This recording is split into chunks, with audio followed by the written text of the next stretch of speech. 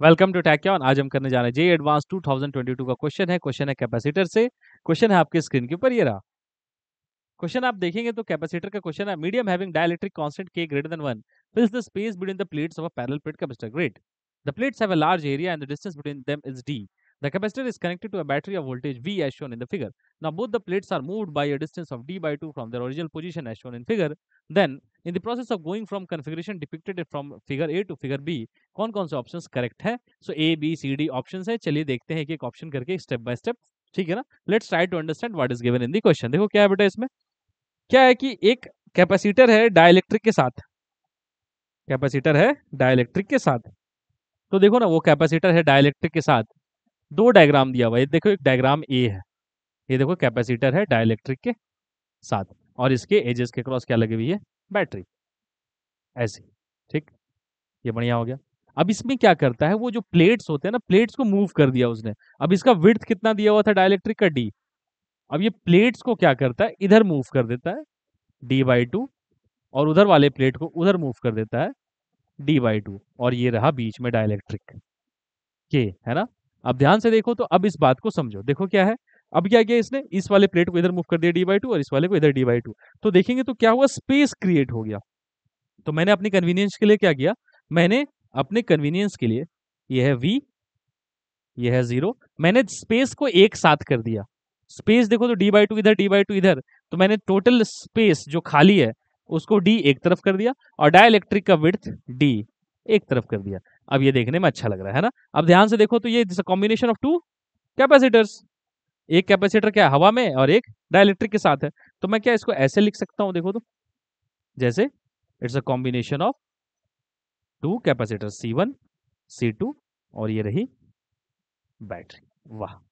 अब यहाँ ध्यान से देखो, बात समझ में आती है, ठीक है ना? अब ध्यान से देखें अगर हम लोग, तो ये रही C1 और इसकी कैपेसिटर होगी कैपेसिटेंस होगी C2। अब ध्यान से देखो तो C1 कितना है?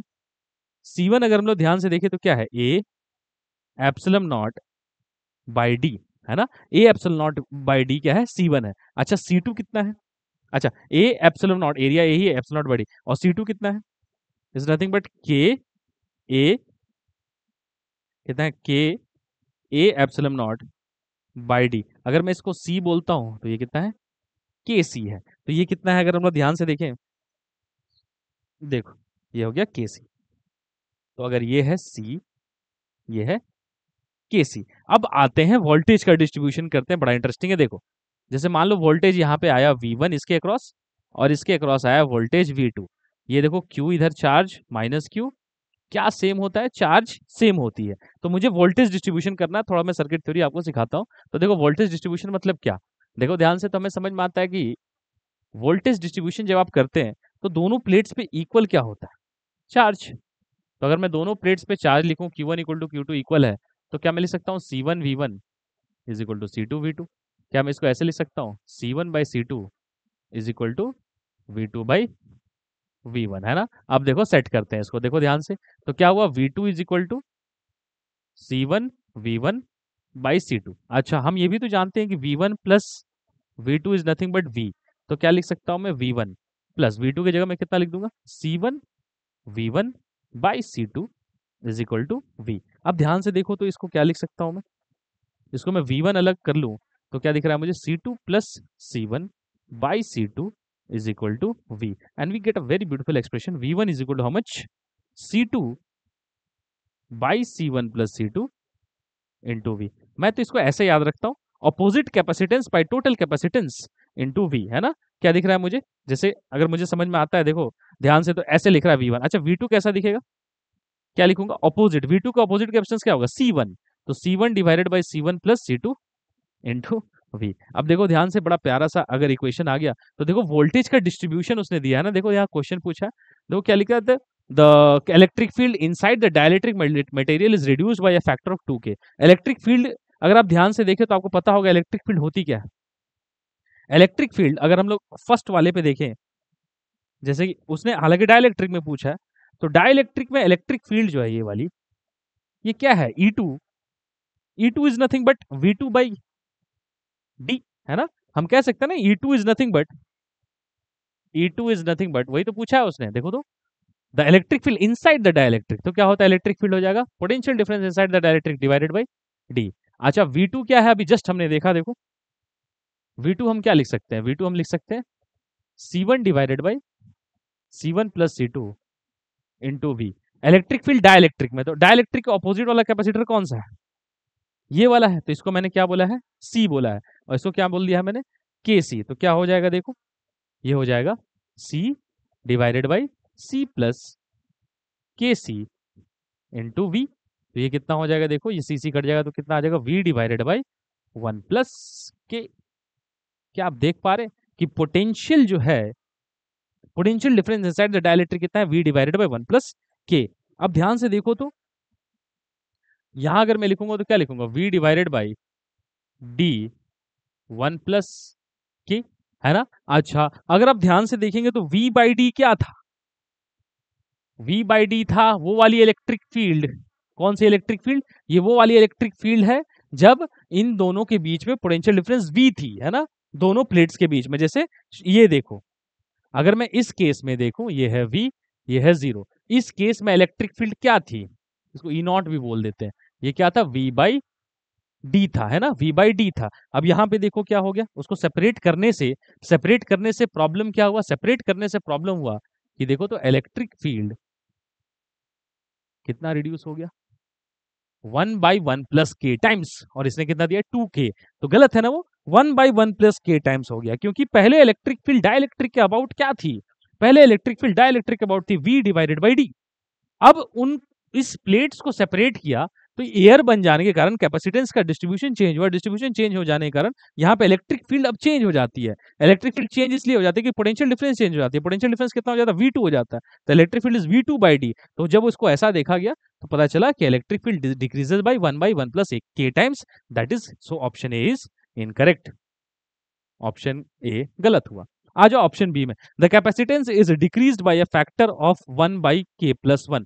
द कैपेसिटेंस, ठीक है ना, तो ध्यान से देखो तो क्या है, हाँ the capacitance, let's find the net capacitance. आप देख सकते हैं ये C1 C2 किस में, सीरीज में कि पैरेलल में, आप देख सकते हैं चार्जेस सेम थी ना, तो सीरीज में है, सीरीज में होते हैं तो कैसे लिखते हैं net capacitance, we are going for option B.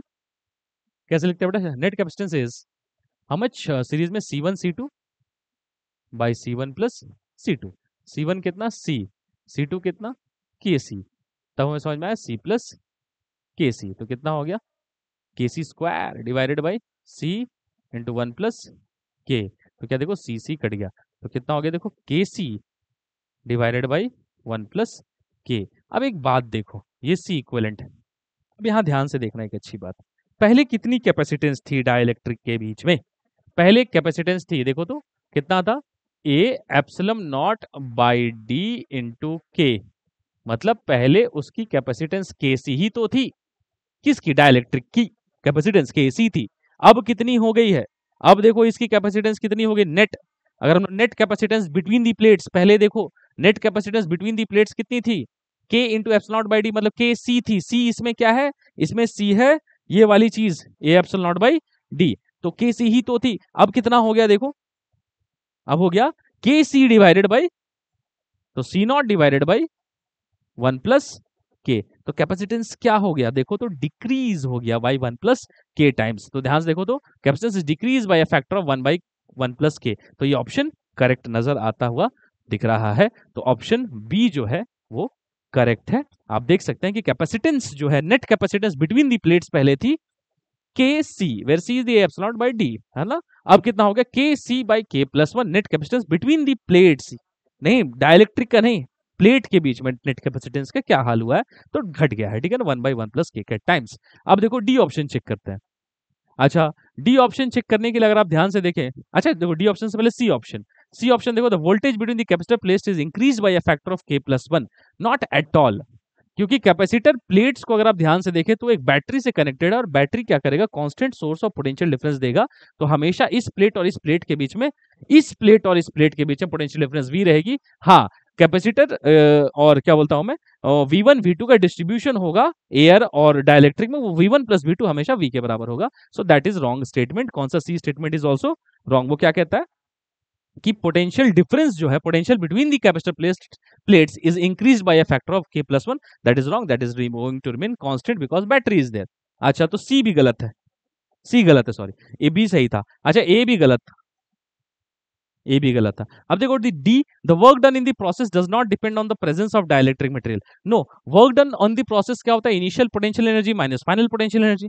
और आपको पता होगा कि इनिशियल पोटेंशियल एनर्जी और फाइनल पोटेंशियल एनर्जी जब कैलकुलेट करेंगे तो डाइलेक्ट्रिक का इंपॉर्टेंस होता है ना, एनर्जी ऑफ द क्या बोलते हैं, कैपेसिटर। अगर डाइलेक्ट्रिक इंसर्ट की जाती है तो उसकी पोटेंशियल एनर्जी चेंज होती है, तो डाइलेक्ट्रिक का इंपॉर्टेंस है, क्योंकि उसका कैलकुलेशन ऑफ पोटेंशियल एनर्जी में इंपॉर्टेंस है। हाफ के CV स्क्वायर हो जाता है ना, के टाइम्स एनर्जी बढ़ जाती है उसके रहने से। तो डाइलेक्ट्रिक का इंपॉर्टेंस है in the calculation of potential energy, और पोटेंशियल एनर्जी का कैलकुलेशन इंपॉर्टेंट है in the calculation of work done during the process. So that's why it is not independent of the dielectric, it is dependent on the dielectric medium. So option D जो है वो गलत है। देखो, the work done in the process does not depend on the presence of dielectric medium material, गलत, it depends on the dielectric material. तो ये भी ऑप्शन गलत है, तो ऑप्शन बी सही नजर आता हुआ दिख रहा है। तो ठीक है, आई होप ये बात आपको समझ में आएगी। मिलते हैं नेक्स्ट क्वेश्चन में, till then take care and bye.